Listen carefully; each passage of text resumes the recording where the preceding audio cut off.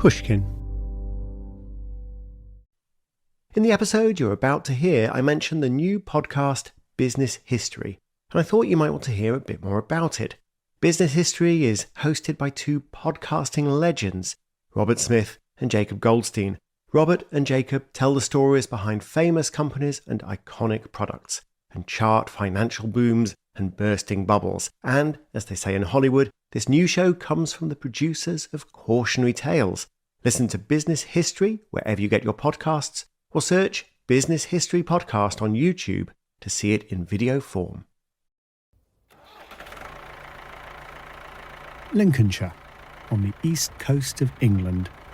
Sparsely populated and largely rural, few great moments of history have been made here. Large towns are also few. The people tend to live in small villages, engaged in such bucolic activities as potato farming and pig husbandry. It seems hard to believe that Lincolnshire is on anyone's radar.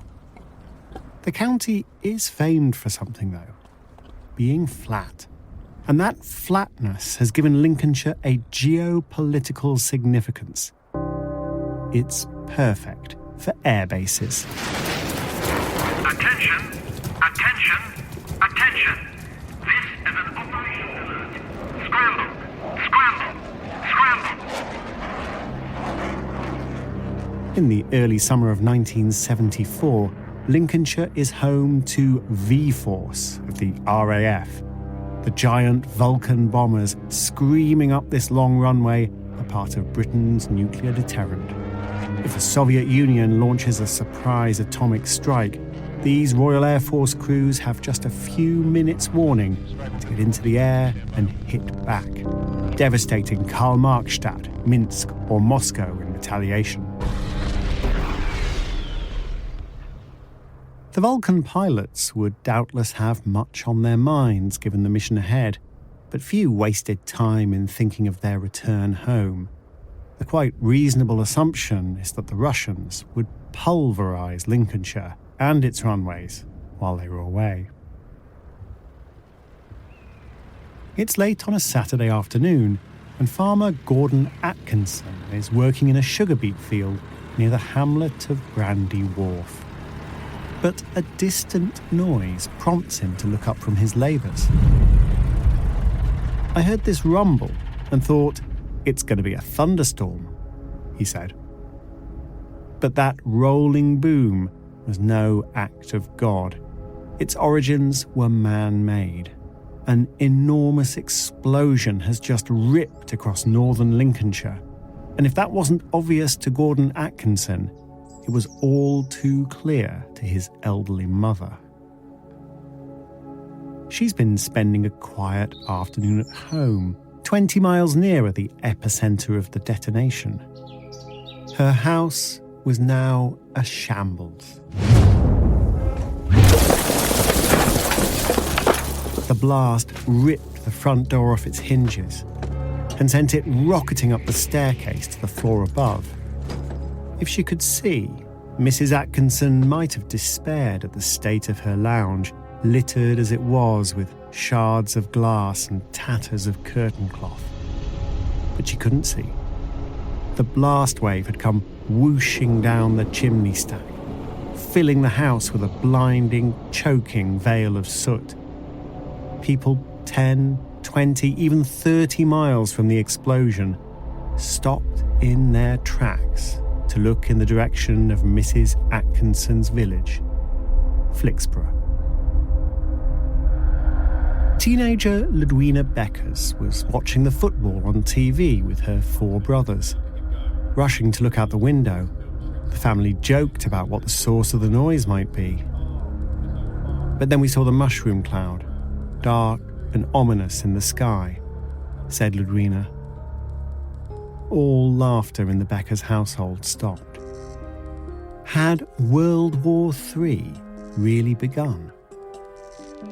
I'm Tim Harford, and you're listening to another Cautionary Tale.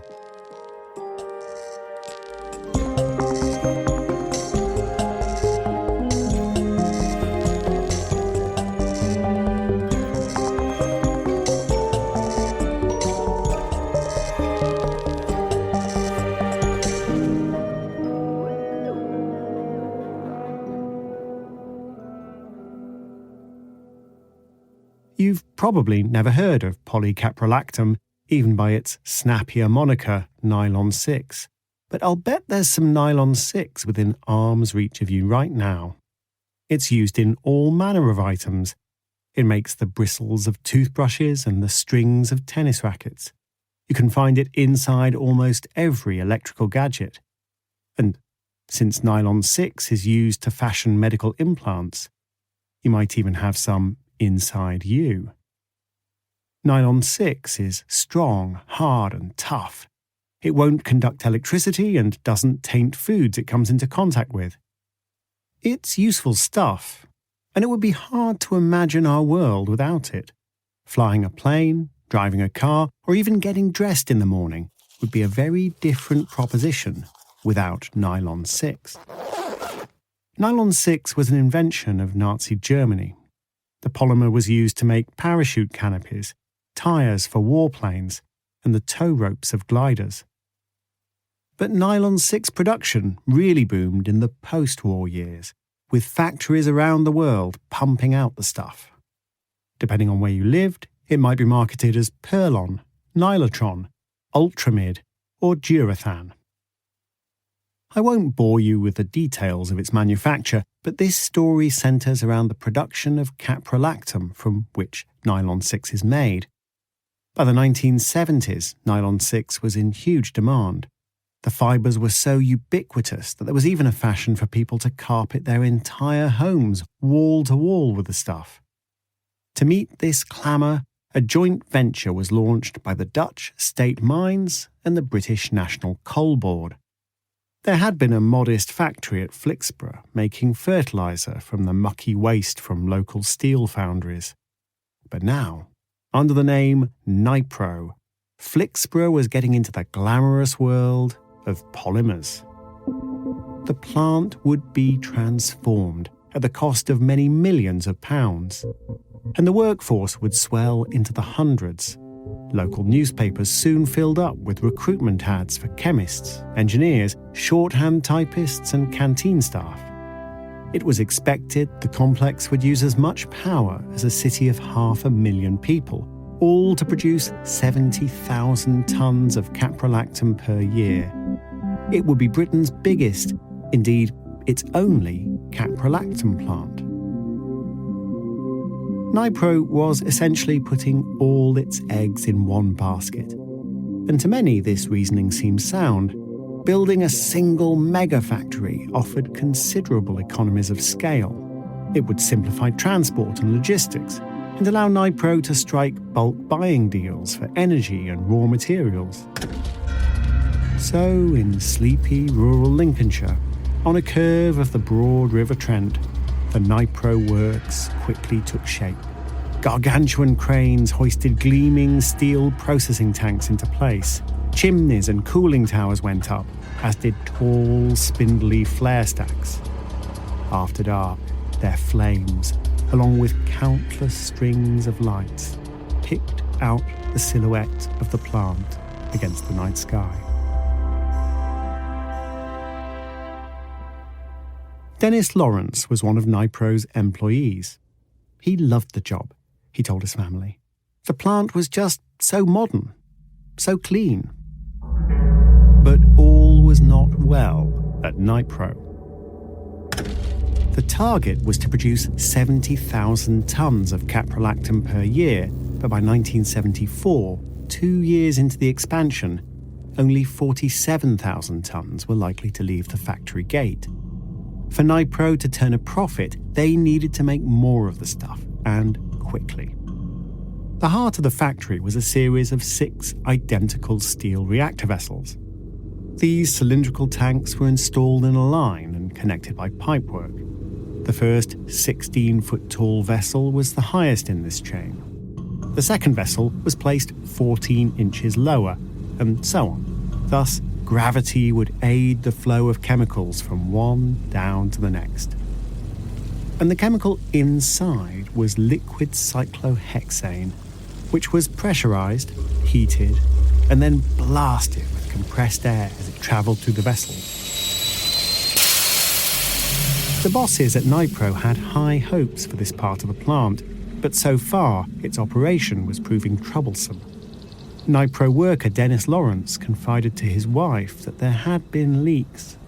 She didn't like the sound of that and worried for his safety. Cyclohexane is, after all, an incredibly flammable liquid, and when it escapes into the open air, it tends to vaporize, forming a deadly combustible cloud. Dennis, a part-time firefighter, had told his wife that if the cyclohexane tanks ever went up, there'd be no hope for anyone on the site. The management was alive to these risks. Arriving workers were frisked for cigarettes, matches and lighters. And the technicians who worked closest to the chemicals wore special shoes to reduce the risk of creating a spark. That said, it was feared that even someone shifting too quickly in a fashionable nylon shirt could produce enough static charge to ignite an explosion. Naturally, when a 6-foot-long crack was discovered in the fifth of the 6 steel reactor vessels in March 1974, the whole array was immediately closed down and allowed to cool off. It was swiftly decided that Vessel 5 should be removed, but that a costly shutdown could be avoided if the remaining vessels were pressed back into service, connected with a temporary pipe where Reactor 5 should have been. This pipe would simply have to be designed and built on site. No one in authority thought this a reckless or hazardous decision. They were said to regard it as no more than a routine plumbing job. But unfortunately, we don't always know what we don't know. A mechanical engineer might have told them that fabricating such a pipe was fraught with difficulties. But amongst all the newspaper ads for cooks and clerks and draftsmen to join the workforce at Flixborough, there was also a situations vacant notice for a mechanical engineer. And that position had yet to be filled. Cautionary tales will return shortly.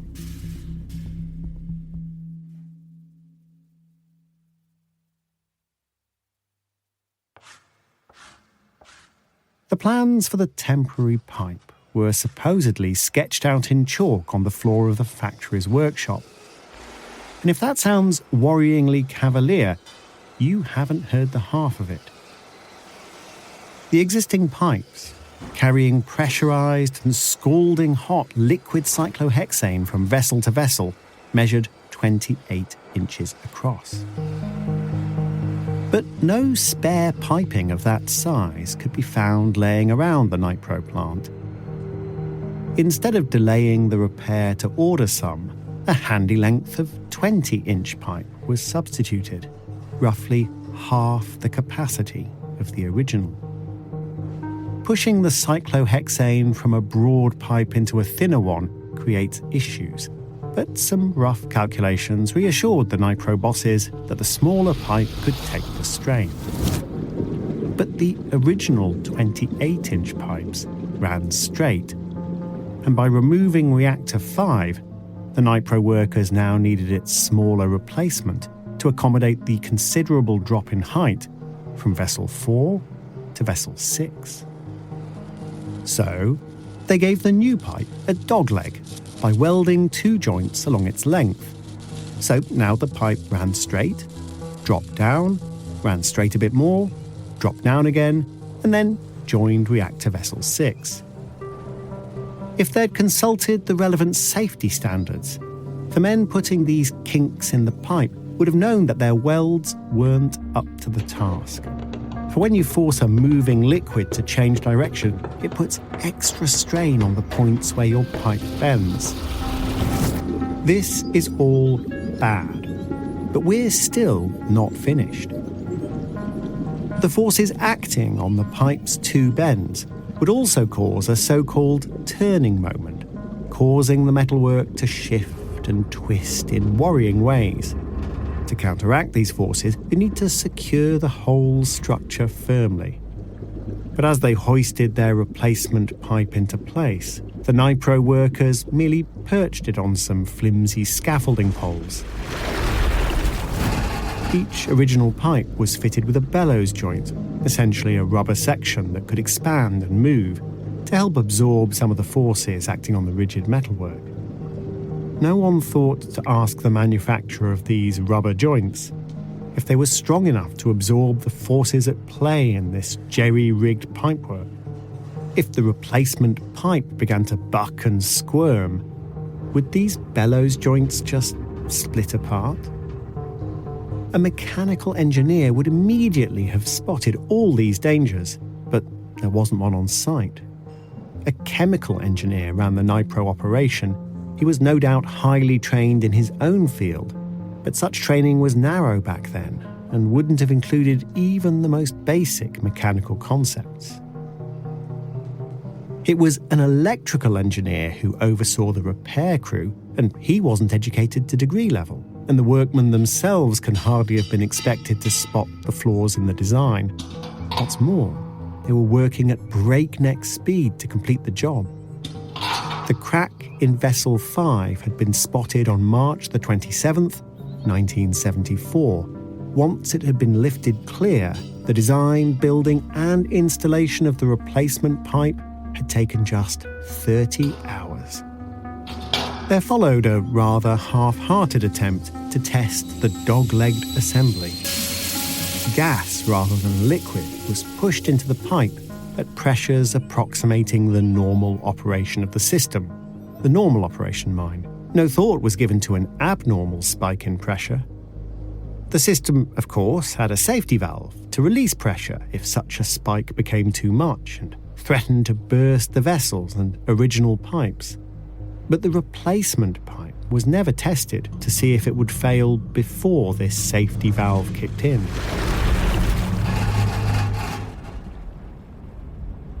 So, on April Fool's Day 1974, just 5 days after the vessel cracked, Flixborough was back at work oxidizing highly flammable cyclohexane. The management and board of Nipro were no doubt delighted by this performance. The outward flow of caprolactam could resume, and so too could the inward flow of money.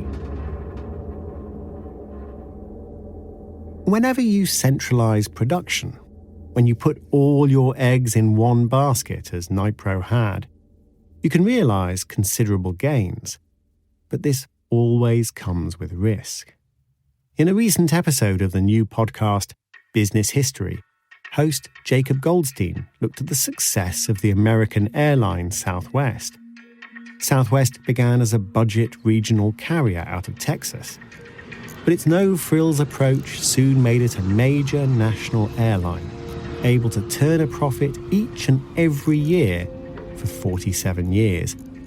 That's an unrivaled feat in the aviation world. One of the secrets to this success was standardization. While other airlines might have mixed fleets of Boeing 747 jumbo jets or Airbus A380s or smaller short-haul aircraft, Southwest has only really ever operated the Boeing 737. This made life much easier and cheaper for Southwest. Pilots, flight attendants and ground crew only had to learn the foibles of a single aircraft type. Thus, training time was reduced. When staff went sick or planes broke down, substitutions were easier and flights could continue. But in 2018 came the first of 2 deadly crashes involving a Boeing 737 MAX. Neither flight was operated by Southwest, but the authorities grounded all aircraft of that type. 737 MAXes made up a third of Southwest's fleet, a crippling blow to its operation that lost it nearly $1 billion in revenue. So, what you gain in savings can be lost in resilience. At Flixborough, Nipro had discovered the risks of building one mega factory to make caprolactam. A single cracked reactor vessel had halted production, disappointing important customers and further delaying the day when the troubled plant would turn a profit. It's little wonder, then, that a solution was hurriedly decided upon, and a temporary fix, the bodged-together dog-leg pipe, installed. In fact, Nipro was so desperate to get back to work that the cause of the crack in Vessel 5 wasn't investigated, nor were the other vessels checked for the signs of any impending failure. So, throughout April and May of 1974, cyclohexane was driven through the oxidizing system without mishap. The temporary fix, the bent pipe knocked up on site, became permanent. The temporary fix was folly, but not seeking to upgrade it compounded that error. Look around your home, or car, or workplace. You might well see a fixture or appliance somewhere that broke and was quickly repaired in a less than ideal way. Perhaps a frayed electrical cable was wrapped up with adhesive tape, or an important office IT system that fell over and was brought back online with a temporary workaround. For every complex problem, wrote the essayist H.L. Mencken, there is an answer that is clear, simple, and wrong. Mencken had a point. So-called band-aid solutions are tempting, but in the long run can prove to be more damaging than the problems they were meant to solve. Take the example of patching up an IT system. You may get everyone in the office back up on their computers, but a rushed line of code, like a rotten brick in a wall, can make the whole edifice less sturdy. And a cheap fix often proves expensive in the longer term. Bodges and band-aids make it harder to maintain an IT network. Then, weeks or months down the line, a catastrophic outage destroys your business. It's the same at home. If you're ever tempted to wrap a frayed electric cable with some tape, don't. Here's the advice of the London Fire Brigade. Always replace faulty leads. Is it worth risking your loved ones and your home for the sake of a few pounds? That's exactly the kind of advice Ludwina Becker's father, Hoob, might have endorsed. Teenage Ludwina and her 4 brothers, remember, were settling down at home on June the 1st, 1974, to watch football on TV. Their dad, Hoob, was setting off for work at the Nipro plant, but paused because he noticed something amiss. Ludwina doesn't recall what it was. A rattly door handle, perhaps, or a loose paving stone. But she does remember her dad stopping immediately to put it right. He was always meticulous with keeping things in good working order, she said. The fix completed, Hoob began his slightly delayed drive to Flixborough and his plant. For Hoob Beckers was Nipro's general manager and the man who'd green-lit that dog-legged pipe. Cautionary Tales will be back in a moment.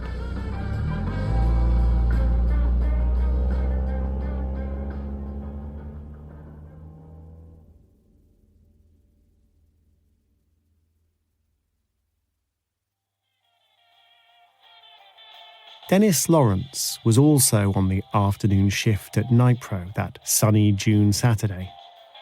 It was his turn to supply refreshments, so he'd stopped to pick up some tea and sugar. Dennis enjoyed the camaraderie of working in the plant's control room.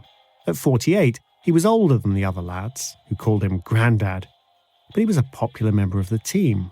Indeed, he was so avuncular that he'd played Santa Claus at the staff party the previous Christmas.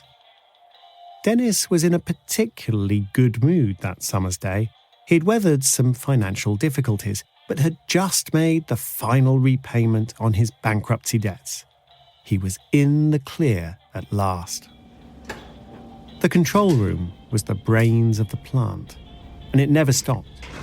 Making caprolactam was a 24/7 business, but on a Saturday there was no need for Nipro's draftsmen, clerks and cooks.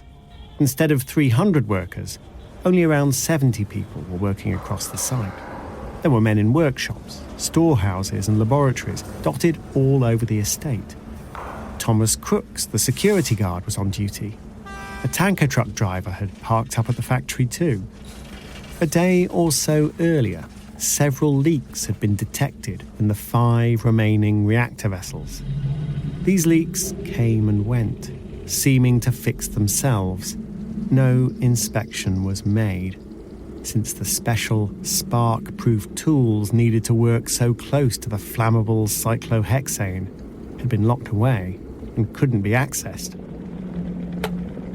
In the control room, Dennis Lawrence was making the tea while his colleagues were diligently monitoring their dials and meters, keeping up the constant balancing act to maintain the right pressure and right temperature to convert cyclohexane into caprolactam. But things were much more relaxed in a workshop to the north. Instrument technician John Irvin hadn't had much to do since clocking on at 3. 5 p.m. was fast approaching, so he thought he'd start on his packed lunch of sandwiches before anyone could call to report a faulty gauge. He'd made scant progress when a noise boomed across the plant, followed by a whoosh, like the approach of an express train.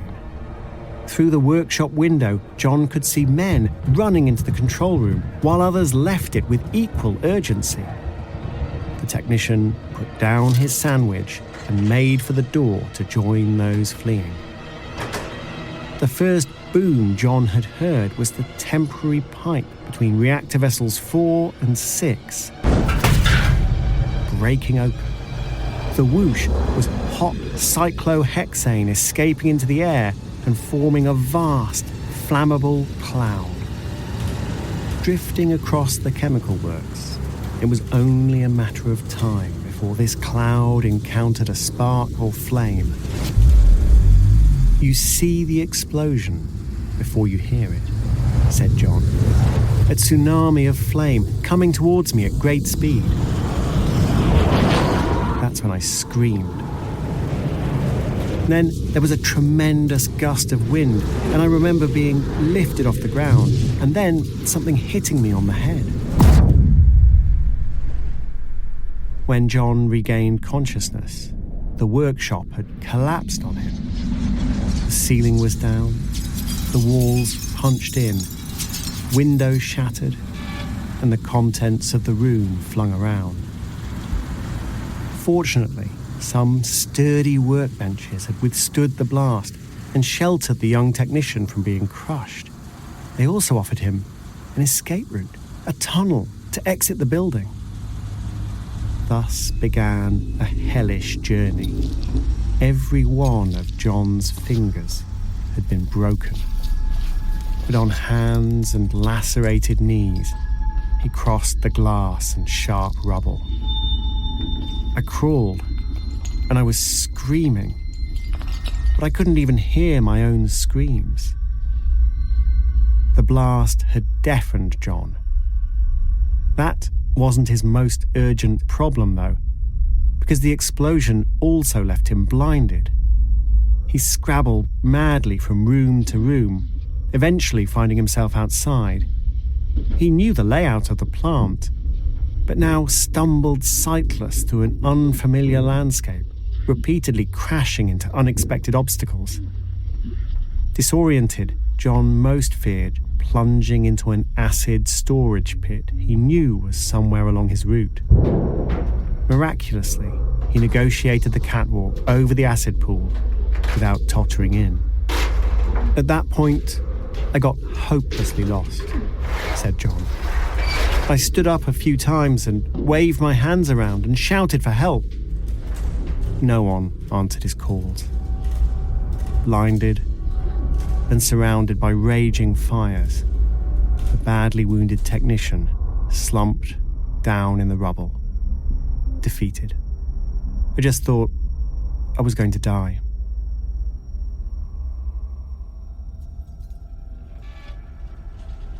John then felt a hand on his shoulder. On seeing the explosion, 2 off-duty Nipro workers had rushed to the plant. Using a broken-down door as a stretcher, they carried John to safety.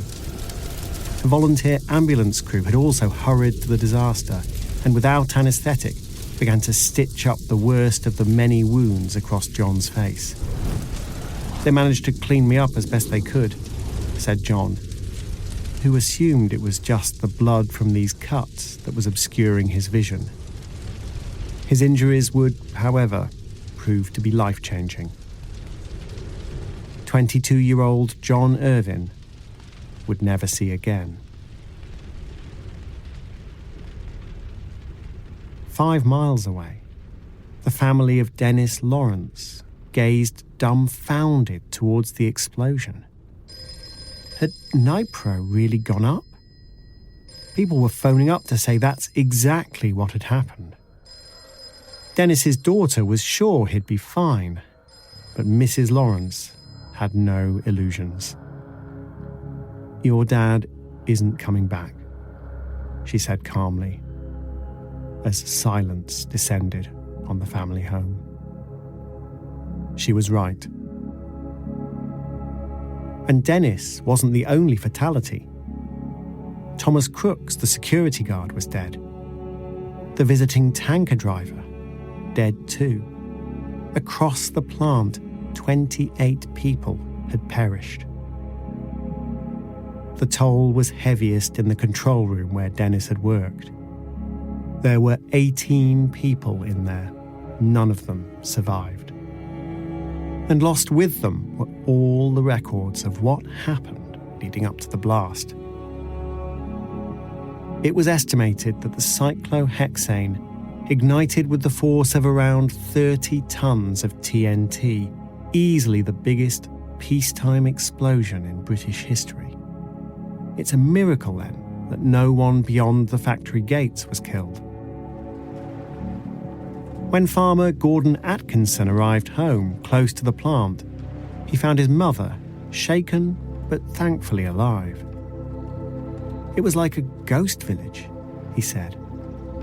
There were curtains blowing out of broken windows, roofs lifted and set back wrong.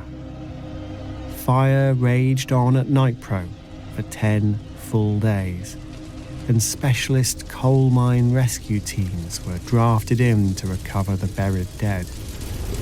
Factory workers helped in this grim task, but were sent away for a cup of tea whenever the corpse of a colleague was uncovered. "Nobody got counselling in those days," said one Nipro employee. "You just had to grin and bear it and get on, and that's what we did."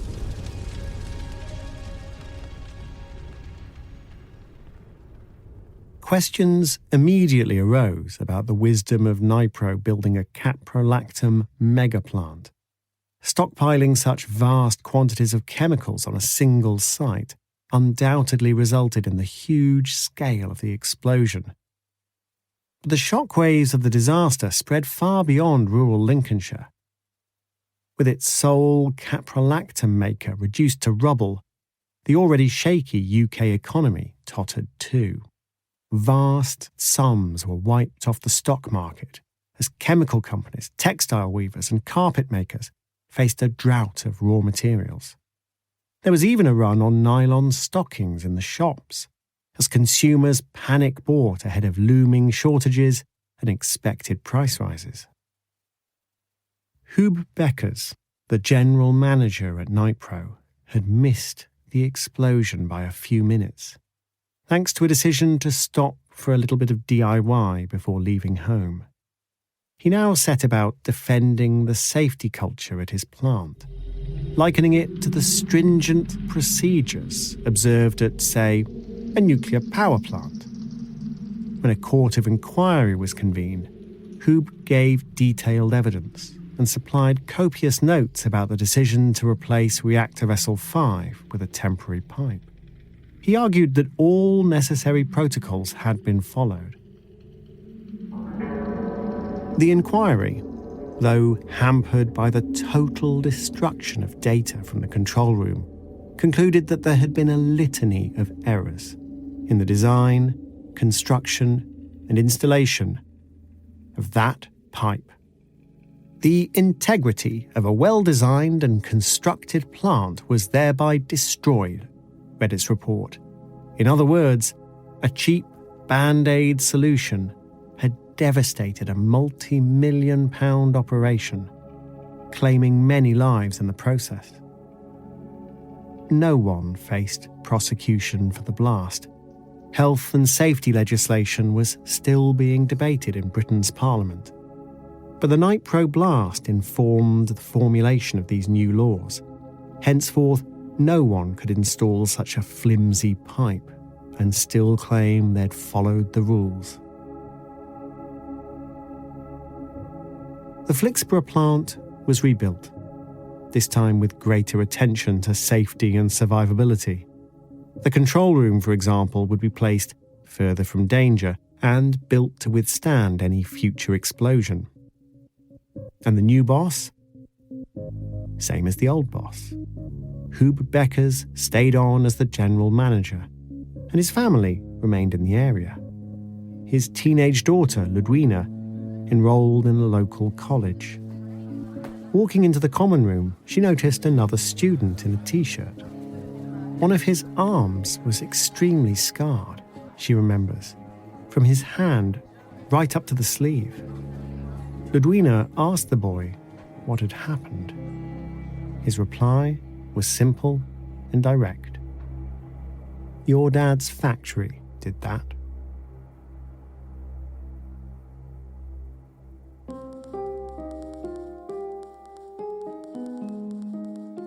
For a full list of our sources, see the show notes at timharford.com.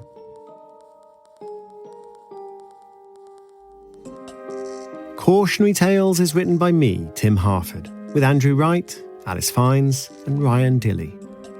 It's produced by Georgia Mills and Marilyn Rust.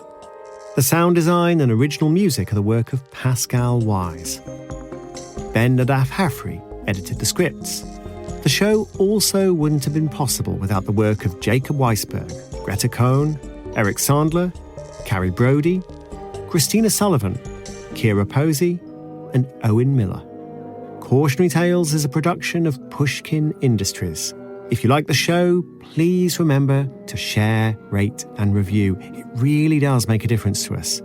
And if you want to hear it ad-free and receive a bonus audio episode, video episode, and members-only newsletter every month, why not join the Cautionary Club?